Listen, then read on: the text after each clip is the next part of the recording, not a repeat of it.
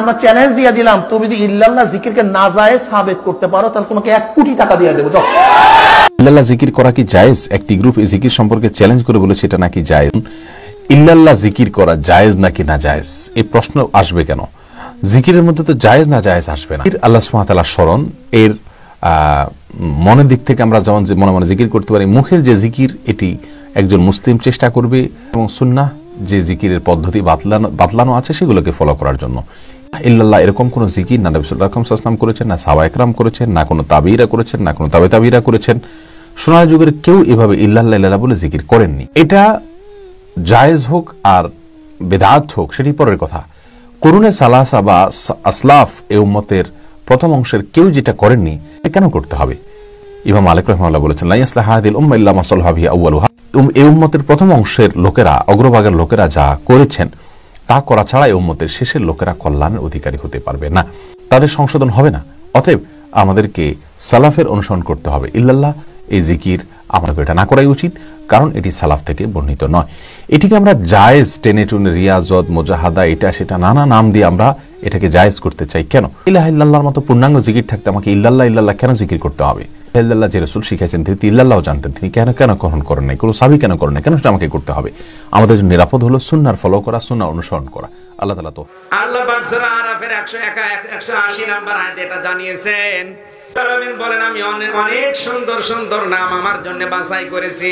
আমার আল্লাহর নাম আছে 5000। তোমরা যে কোন নামে পারো আমাকে ডাকো, আমি ডাকের জবাব দেব। কিন্তু সাবধান, আমার নাম যারা পাল্টিয়ে ফেলে, উল্টা পাল্টা আংশিক ডাকে, তাদের সাথে তোমরা ডেকো না। সুতরাং আপনি শুধু সুবহান সুবহান বলে ডাকতে পারবেন না, সুবহানাল্লাহ বলা লাগবে। শুধু আলহামদ বলতে পারবেন না, আলহামদুলিল্লাহ বলা লাগবে। শুধু লা ইলাহা ইল্লাল্লাহ হবে না, লা ইলাহা ইল্লাল্লাহ বলা লাগবে। এই যে দলিলগুলো দিলাম এর এগেইনস্টে একটা দলিল আপনি বের করেন যে ইল্লাল্লাহ ইল্লাল্লাহ বলা যাবে, বলেন। আপনি পারবেন না, আপনি খালি মুখ জোর করবেন। 1 নম্বর প্রশ্ন ইল্লাল্লাহ জিকির। দেখেন ইল্লাল্লাহ বলেন না, ইল্লাল্লাহ। দেখেন আমাদের যে সকল ভাইরা বলেন ইল্লাল্লাহ জিকির জায়েজ নাই, কেন?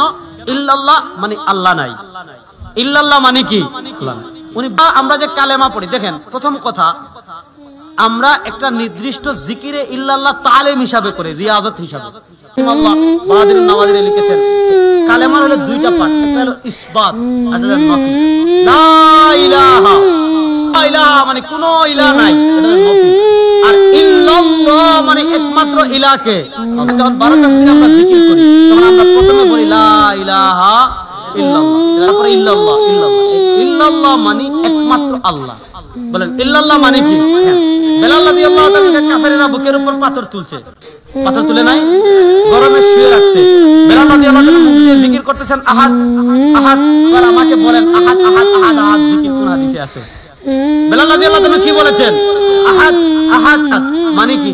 আল্লাহু আহাদ। বলেন বেলাল রাদিয়াল্লাহু তাআলা যে বলেছেন আহাদ আহাদ আহাদ আল্লাহ। আমরা যে বলি, আমরা তো আগে লা ইলাহা ইল্লাল্লাহ বলেছি, তারপরে ওটার উপর আতফ করেছি ইল্লাল্লাহ মানে লা ইলাহা ইল্লাল্লাহ। ইল্লাল্লাহর জিকির করা যাবে। সিস্তিয়া সাবিতিয়া তরিকার মধ্যে ইল্লাল্লাহর জিকির আছে। হক্কানি ফির, সরমনা, ফজলুল করিম, রেজাউল করিম এরকমভাবে তারা ইল্লাল্লাহর জিকির করে, এটাকে নাজায়েজ বলা যাবে না। তাই আমরা যারা আছি ইল্লাল্লাহর জিকিরের পক্ষে আছি ইনশাআল্লাহ।